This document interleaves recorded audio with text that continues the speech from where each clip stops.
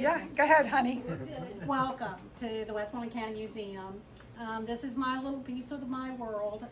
This right here is the genealogy library, and I am a genealogist. That's how I ended up coming here a little over 2 years ago, close I guess to 3 years, as a part-time genealogist. That was going to be my plan B after retirement, and obviously I'm not retired either, Kelly, so it's all okay.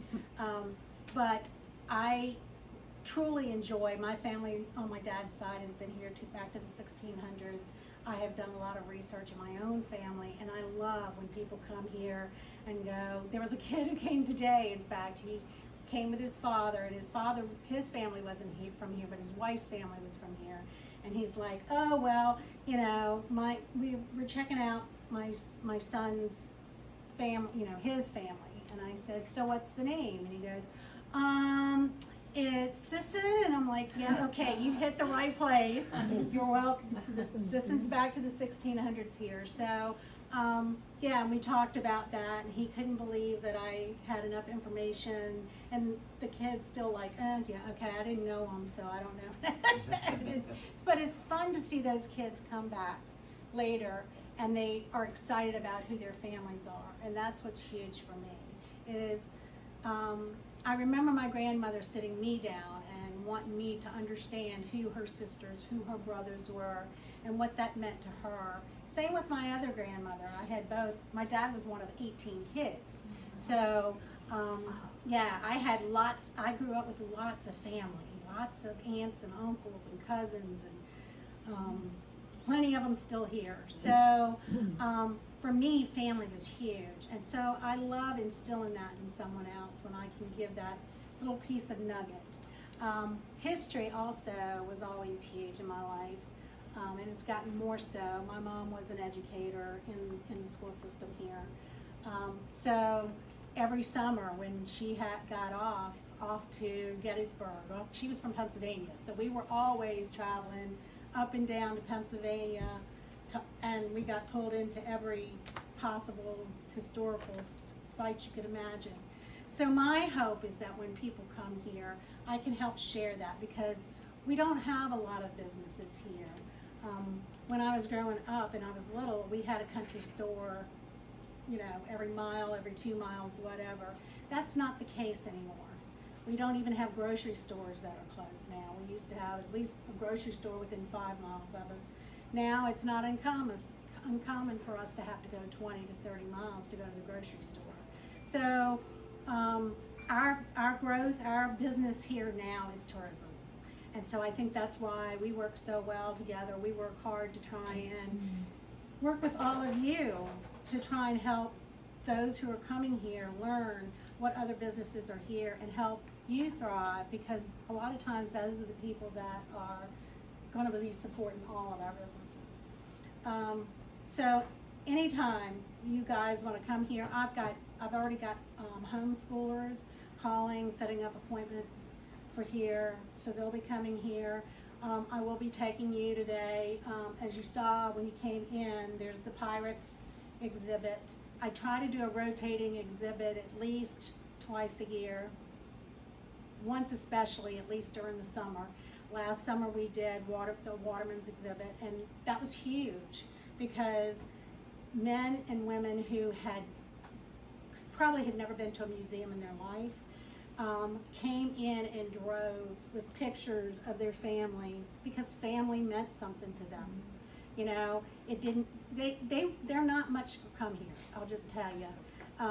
And I don't mean that in a bad way. They stay to themselves, they know their way of life, and they live their way of life. And they're not not interested in being told how their way of life is not the right way.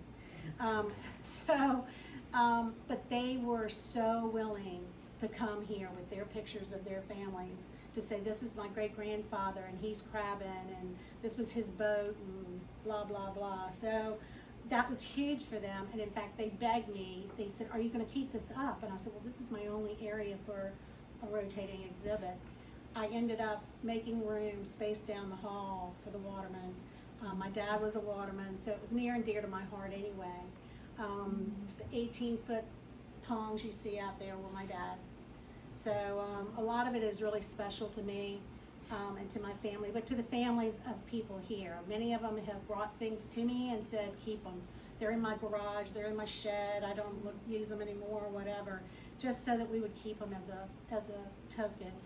One man came and brought his chains and his Kevlar rope, and that's not cheap. He brought all that equipment with him, and he sat out front the night we had the opening and built me a dredge right there. And then at the end of the night, his son and son-in-law came in and said, here, Dad wants you to have this. So he donated it to the museum. I mean, that to me just says volumes. This is a quiet man who doesn't, I mean, he can tell some stories, don't get me wrong, but he's not likely to walk up to you and just say hello out of the blue. So this was huge for me. And so when we moved it down the hall, we ended up finally deciding on pirates, privateers, and thieves. And even, was it you asked me tonight? Did we really have pirates here? Yes, we did. Maybe not so much. We did have Blackbeard. I do believe that. His treasure, I'm going to find it somewhere. I live in Coles Point, and it's right on the corner of Coles Point and Blackbeard's Pond Road. And so for 62 years, they've said treasure's there, and I'm going to look for it, and I haven't found it yet. But anyway, yes, we did have them. We had different ones that came up, and in fact, one of the stories is about the Meetup plantation where the Lees started out. Thomas Lee had grown up down in Hague, there near Mount Pleasant at the end of the road, and Burn House Field. They ended up coming up into the Meetup Creek and burning down his house. And so they took things from the house and then burned it down. They were mad at him because he was the justice of the peace of the area. So that was just one of the reasons why they ended up moving to Stratford, where it was much higher. This down in the Meetup, if you know where Coles Point is, it's down right at the water's level, sea level. And so to move up to the cliffs, they were much further away from the water and from the, but that was the waterway, that was the roadway back then. That's how people traveled. There were no roads, they traveled by water. So anyway, we have plenty stories about, in 1812, how they came up into the Oconoco and part of the British and just burned down houses, we had a whole thing going on here in the War of 1812. A very historical place. A lot of people don't realize the history that's here. And, I've even had people come in and go, so what's so great about this place? What's so historic? And I'm like, it's the birth. Let's start with just the fact it's the birthplace of 2 presidents. And they don't realize. They don't realize that. So we're going to take a little trip around here. I'll tell you a little about, take a look in here at the pirates, and then I'll take you in to show you the pit portrait, and I'll give you a little information about him and how that came to be, and about the Stamp Act and Richard Henry Lee, and anybody who thinks that Stratford, for some reason people think when you say Lee, they immediately think Robert E. Lee, and that is so far down the line because we have a set of Lee family, not just the brothers. Hannah Ludwell Lee was something all unto herself. She was something I would have loved to have been around and been a friend of hers back in the day.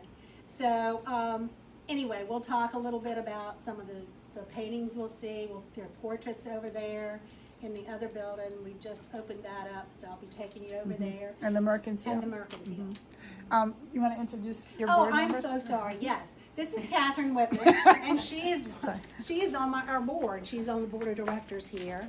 Have anything to say? Oh, well, I was born and raised in Montrose, so I've been here my whole life. I taught school for 41 years. Teacher/reading specialist. I'm currently the vice mayor. That's whatever. I help run the Montrose Community Food Pantry. So I stay busy, and I spent at least 25 field trips at Stratford and love every one of them. And we couldn't do it with good, really great people on our board, such as Catherine, who really just, who are there for me when I need them. So, and their help getting, and their guidance as to where we were going to go and what we're going to do. So it's huge.